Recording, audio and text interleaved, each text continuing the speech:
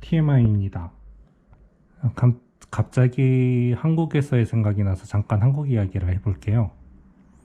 한국에서는 언제나 스트레스를 많이 받다 보니까 조용하게 쉬고 싶은 곳을 찾아다녔던 것 같아요. 그러다가 찾은 데가 남산의 하얏트 호텔이었습니다.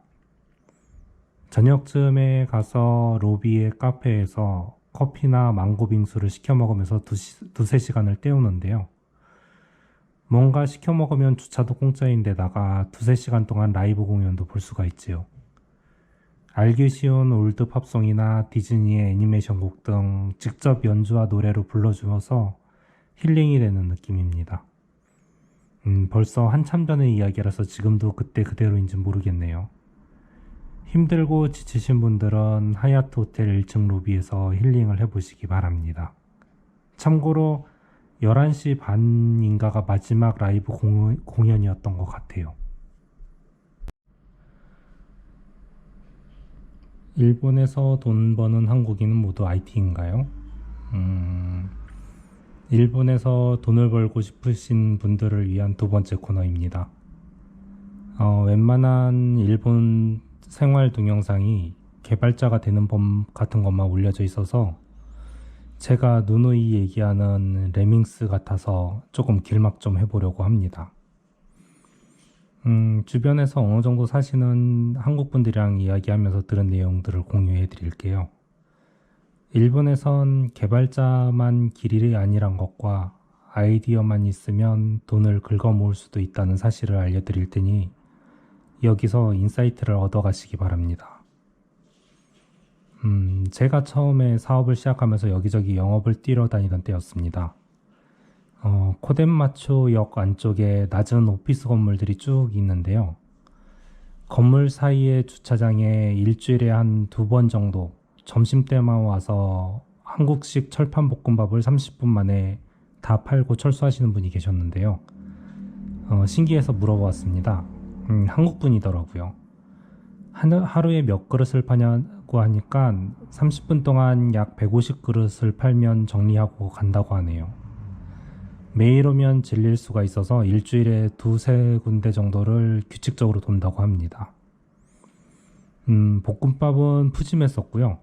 기본이 계란볶음밥에다가 토핑으로 김치나 고기 기타 여러 가지가 있는데 이 토핑에 따라서 800엔 전후로 팔았던 것 같습니다. 800엔에서 150그릇, 즉 12만엔을 30분 만에 벌고 가시네요. 이게 평일 20일만 하면 240만엔이 되는 거고요. 자릿세는 코인 주차장에서 30분만 하는 거라서 하루에 단돈 100엔이고요. 맛도 굉장히 괜찮았고요. 양도 푸짐하니까 오피스에서 사람들이 줄을 서서 살만 하더라고요. 아키하바라에 전자회로를 파는 작은 가게들이 모여있는 골목 같은 가게가 있는데요.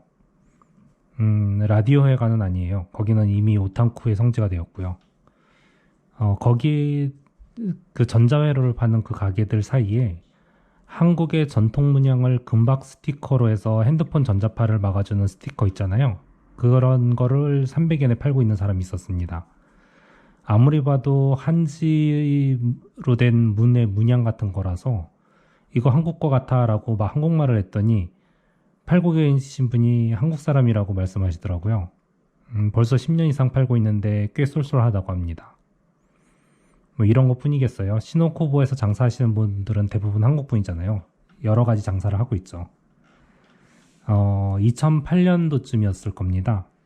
한국식 빙수를 팔고 싶다고 제가 술자리에서 얘기를 한 적이 있었는데요. 그랬더니 한국 사람은 일본 사람들이 좋아하는 빙수는 불량식품 같은 빙수라서 한국 빙수를 싫어할 거라고 했고, 같이 마시던 일본 사람도 한국 빙수는 맛은 좋은데 잘 팔릴지 모르겠다고 해서 포기한 적이 있었는데요. 바로 다음 해였던가요? 한국식 빙수가 시노코부에서 대박이 나면서 이젠 설빙이나 기타 여러 팥빙수 집이 들어와서 줄 서서 먹고 있더라고요. 제 소신을 믿고 장사를 해볼 걸 하고 생각을 했었습니다. 그래도 누누이 제 컨텐츠에서 얘기했듯이 잘 되면 옆에 같은 거 차려서 뺏어 먹는 한국 스타일이 싫어서 아마 시노쿠보에서는 장사를 하지 않았을 것 같네요. 한국은 경쟁사를 누를 차별화가 필요하고 경쟁 업체가 나올 때 그걸 부술 방법을 항상 요구하죠.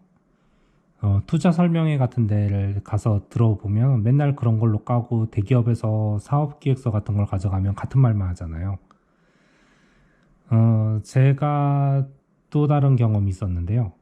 사람도 잘 안 다니는 작은 길 옆에 지나가는데 배가 고파서 보다 보니까 야끼니쿠 집이 있었더라고요. 그래서 들어간 적이 있었습니다. 그랬더니 거기에는 2인용 테이블 단 4개뿐이었고 웬 아줌마 혼자서 장사를 하고 계시더라고요. 그래서 야끼니쿠를 시키고 밥을 시켰는데 아주머니 말투가 왠지 한국분 같아서 말을 걸어봤죠. 그랬더니 역시 한국분이더라고요. 일본에서 결혼하고 이혼했는데 그래가지고 혼자 사신다고 하더라고요. 그래서 혼자 살려고 하니까 뭐 할까 하다가 가게를 하나 내서 그 야끼니쿠 집을 운영을 해봤는데 한 달에 한 40만 엔 정도는 넘게 버니까 그럭저럭 먹고 살만하고 쉬고 싶을 때 언제든 한국 가서 쉬고 온다고 하더라고요. 손님들도 단골 할아버지 몇 분 정도만 있는 것 같았고요. 뭐 술을 팔고 고기를 파니까 그렇게 규모가 크지 않아도 먹고 살만한 것 같아요.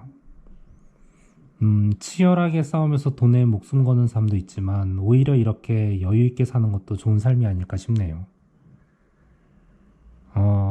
또 다른 여러 가지 사례를 또 드려야죠.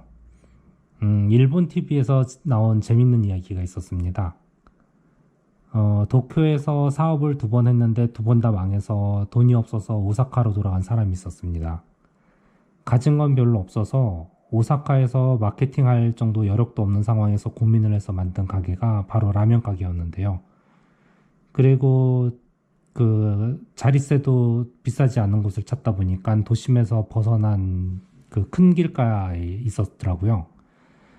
그런데 차들 왕래가 잦으니까 광고는 필요 없다고 생각해서 거기를 얻었다고 하더라고요.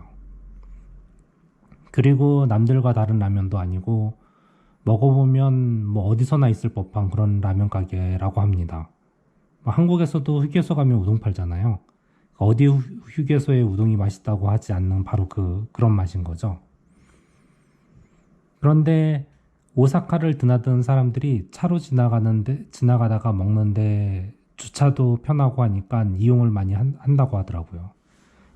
그리고 또 뭐 가족끼리 와서 애들 버려놓고 식사하고 주차가 편한 것을 컨셉으로 점점 키우다가 34개까지 지점을 늘려갔다고 합니다. 그 전부 오사카 주변만으로요. 그랬더니 연매출이 100억엔이 넘었다고 하더라고요.